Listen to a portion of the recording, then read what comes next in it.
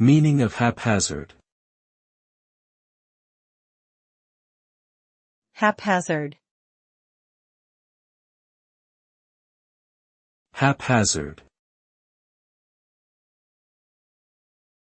Haphazard.